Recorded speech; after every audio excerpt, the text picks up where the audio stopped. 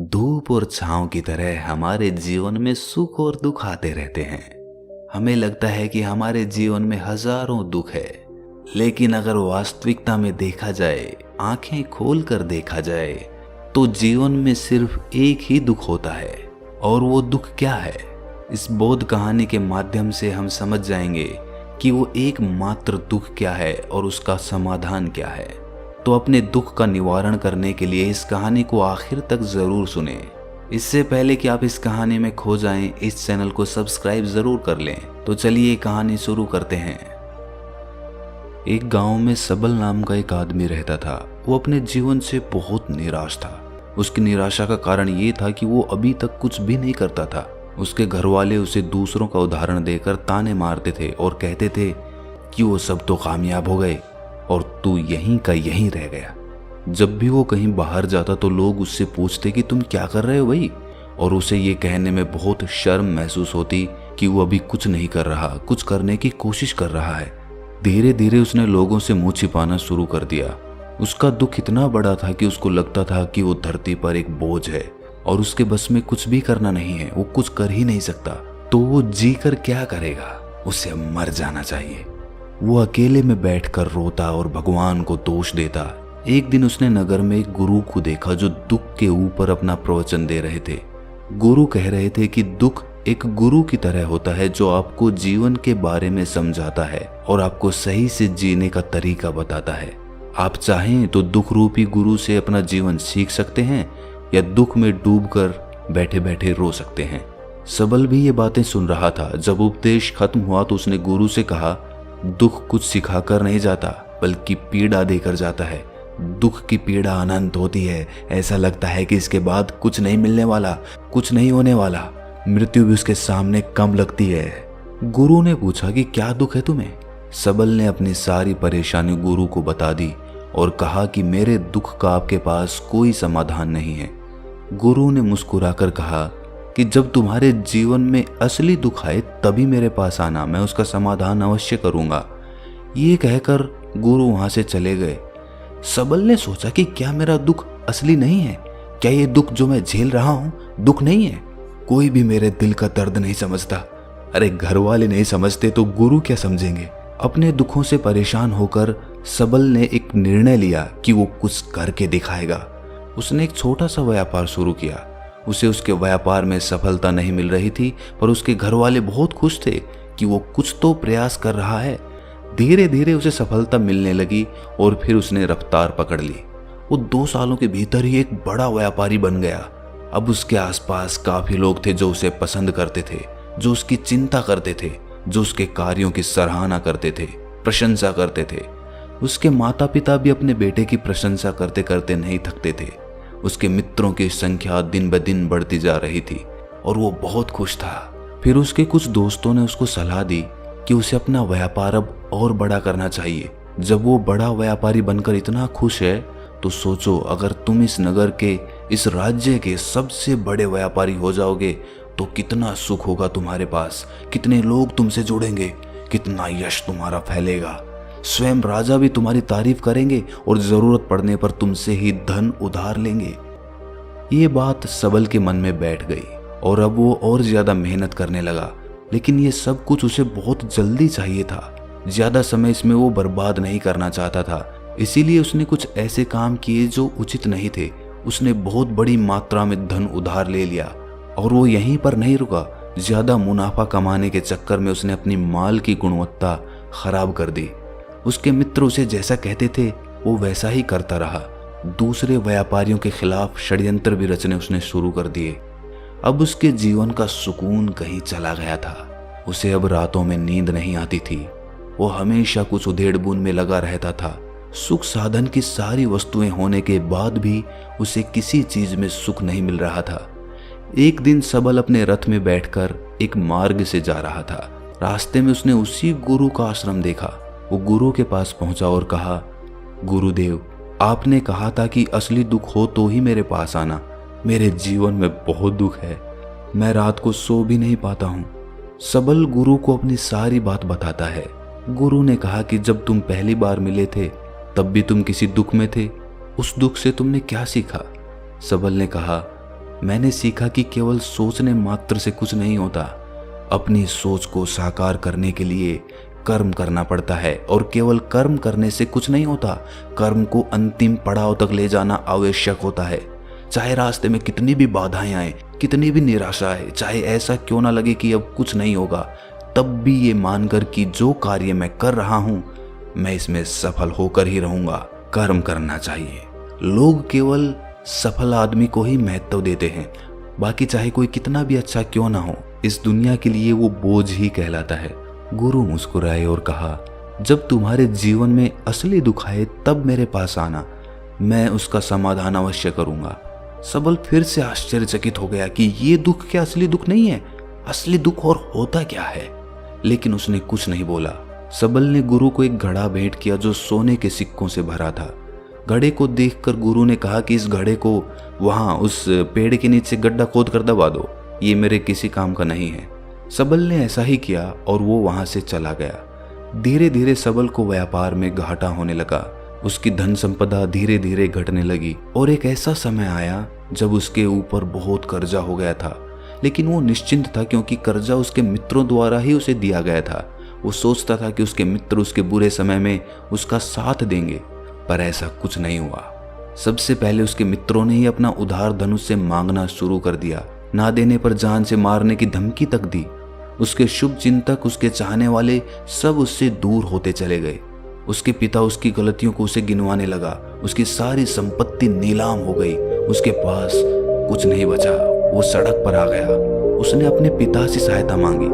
पिता ने कहा कि मेरे पास तो ये थोड़ी सी संपत्ति है, अगर मैं तुम्हें ये दे दूं तो मैं तुम्हारी माँ को कहाँ रखूंगा? तुम्हारा सहारा यही संपत्ति है बेटा। उसके जीवन में बहुत गहरा दुख था। उसके आसपास कोई भी ऐसा नहीं था जो उसे संभाल सके।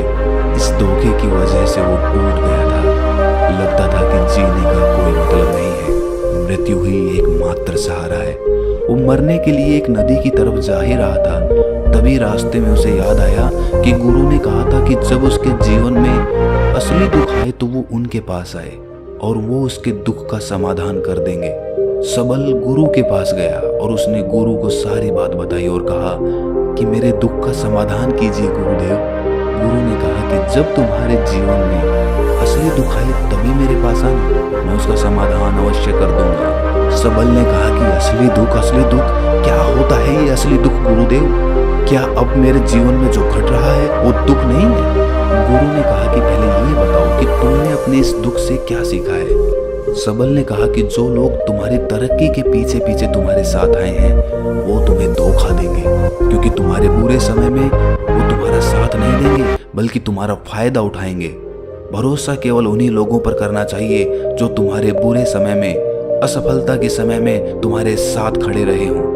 और ऐसे लोग बहुत कम ही देखने को मिलते हैं गुरुदेव। जिन्हें मिलते हैं उन्हें हमेशा उनकी कद्र करनी चाहिए। कभी किसी के खिलाफ षड्यंत्र नहीं करना चाहिए। ईमानदारी और धैर्य के साथ काम करना चाहिए। लालच नहीं करना चाहिए।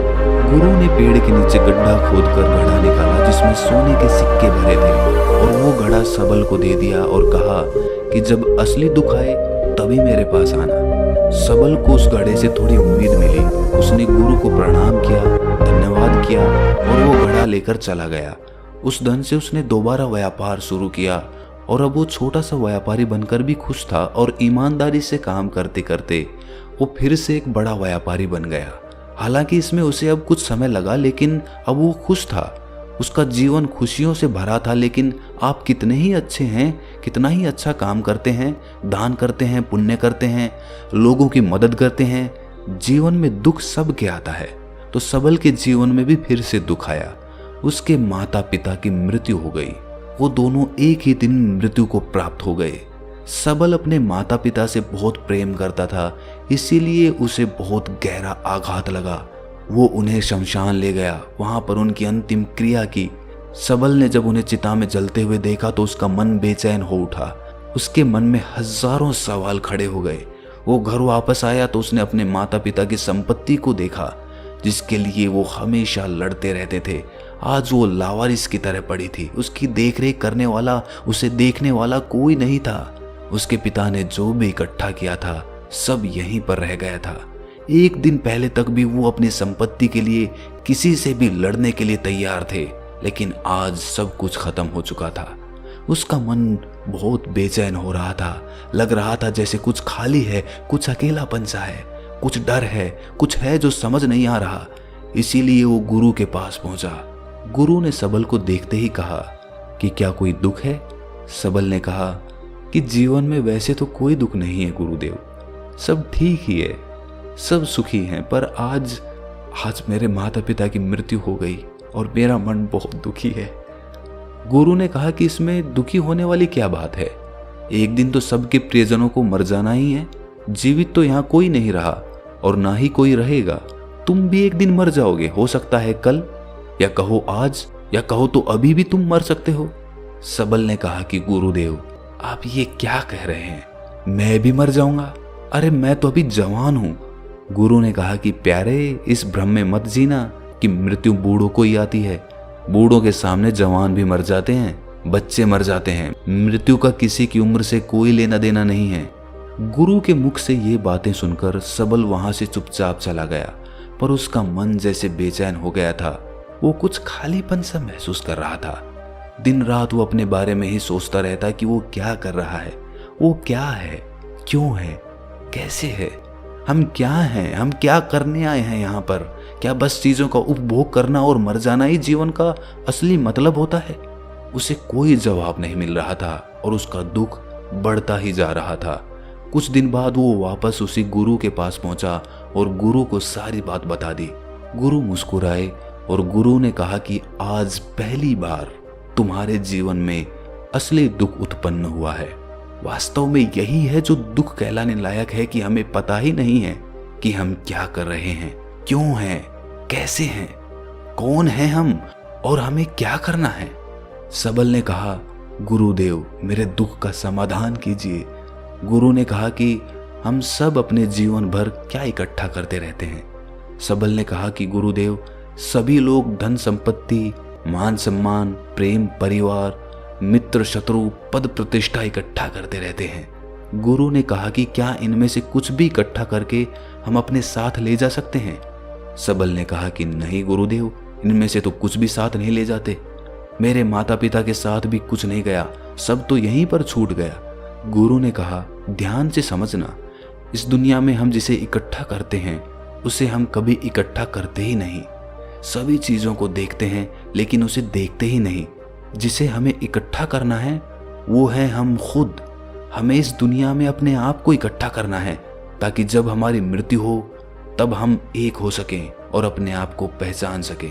हम बटे हुए हैं प्रेम में, नफरत में, क्रोध में, क्रूरता में, धन में, संपत्ति में, पद में, प्रतिष्ठा में, सम्मान में, पहचान में, धर्म में, जाति में, दूसरों को लूटने में और अपने आप को लुटाने में, और ऐसी ही हजारों लाखों वासनाओं में हम बंटे पड़े हैं। हम टुकड़ों में जीवन जी रहे हैं। हमारी चेतना कभी भी एक नहीं हो पाती। हमारी ऊर्जा शक्ति बिखर गई है। इसीलिए हमारे पास इतना भी समय नहीं है या इतनी भी शक्ति नहीं है कि हम मुड़कर अपनी ओर देख सकें। वास्तव में लोग जिंदगी भर जिन्हें दुख दुख कहकर चिल्लाते रहते हैं और उनका समाधान खोजते रहते हैं, उन्हें उनका समाधान कभी मिलेगा ही नहीं, क्योंकि जिन्हें वो दुख कहते हैं वो दुख है ही नहीं। इसीलिए यहाँ किसी को कभी उनके दुख का समाधान नहीं मिलता।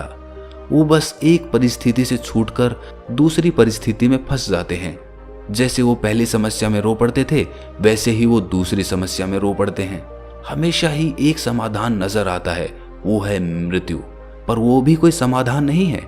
इसीलिए इन सब का अगर परम समाधान चाहिए तो अपने आप को इकट्ठा करो, अपनी ऊर्जा को इस संसार से वापस खींचो, उसे एकत्रित करो, अपने ऊपर ध्यान दो, अपने पर ध्यान लगाओ।